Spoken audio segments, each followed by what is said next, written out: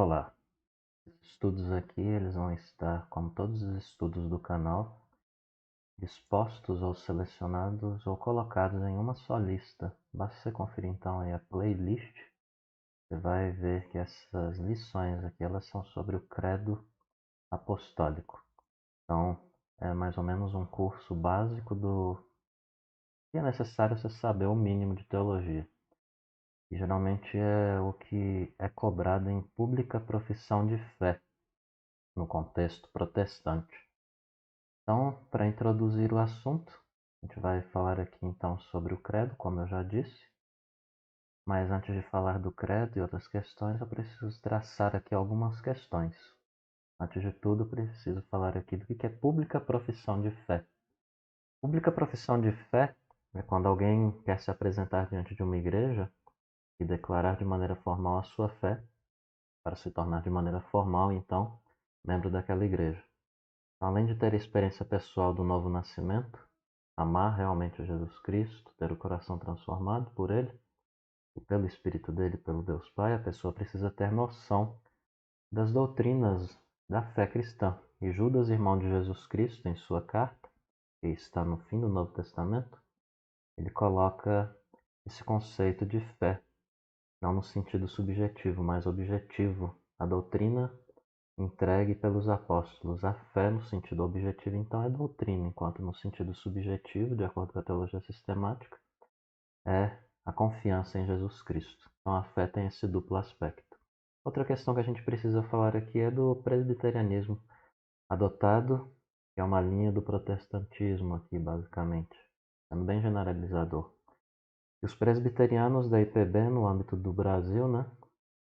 Igreja Presbiteriana do Brasil, a primeira que chegou aqui no Brasil, aí, que veio a ser a primeira denominação, melhor falando, ela adota a confissão de fé de Westminster, o Catecismo Maior e o Catecismo Breve, como exposições fiéis do sistema doutrinário que a gente encontra na Escritura.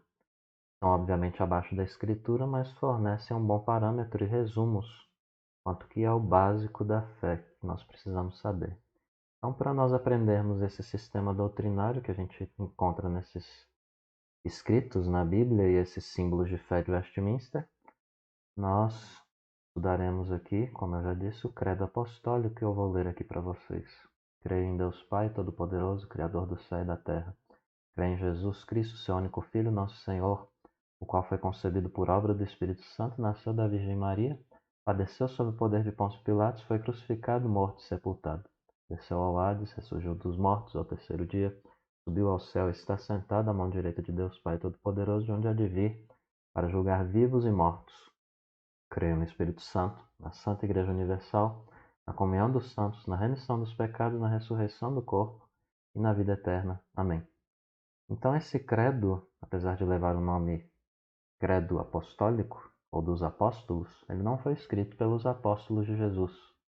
O nome se refere aí à sua antiguidade, provavelmente foi escrito por um indivíduo chamado Rufino, e representa então aí o resumo da fé dos cristãos primitivos até o fim do segundo século, alguns teólogos vão dizer. Outros credos, obviamente, existiram depois desse daí, mas o objetivo desse credo aqui não é ensinar as verdades meramente reveladas por Deus, mas declarar de maneira simples, sistemática e compreensível os nossos sentimentos acerca da fé cristã. Então, o princípio aí que nós temos nesse credo dos apóstolos é um princípio bíblico. E desde o início da revelação divina, expressões resumidas da fé e prática do povo de Deus têm sido reconhecidas como o Decálogo, os 10 Mandamentos. É um resumo das leis de Deus, que é resumido em 2 grandes mandamentos pelo próprio Redentor Jesus Cristo, em Mateus 22, 37 e 40, por exemplo. Então, algumas considerações finais para a gente concluir essa breve introdução. Preciso ressaltar aqui que no Novo Testamento a gente também encontra aqui outras questões que devem ser ressaltadas. No caso de Atos 8, 36 e versos subsequentes, nós encontramos ali a confissão do eunuco, que representava então uma fé suficiente para ele ser batizado. Outros resumos são as palavras de Paulo em 1 Timóteo 1,15, 3,1, 4,8 e 9, 2 Timóteo 2, 11, 13 e por fim Tito 3, 4 a 8 como exemplos. E na igreja primitiva, então, o credo dos apóstolos, nesta forma que temos aqui em nossas mãos, ou semelhante, era a fórmula que resumia a fé cristã. Qualquer pessoa que quisesse, então, professar publicamente a sua fé, ou ainda hoje assim quiser fazê-lo, deve memorizar, deve entender o conteúdo desse credo. Ainda que não memorize, deve guardar no coração. Portanto, nós vamos fazer a exposição desse credo aí e dos seus assuntos. Então, recordando aqui, as respostas à luz dessas perguntas é o básico que você precisa saber. O que é pública profissão de fé e por que alguém deve fazê-la? O que são confissão de fé, Westminster, Catecismo Maior e Breve de Westminster? Você sabe repetir o credo apostólico? Por que ele tem esse nome? A Bíblia apresenta a verdade de Deus resumida e sistematizada? Dê exemplos. Então nós concluímos por aqui e vamos partir para outra parte da lição.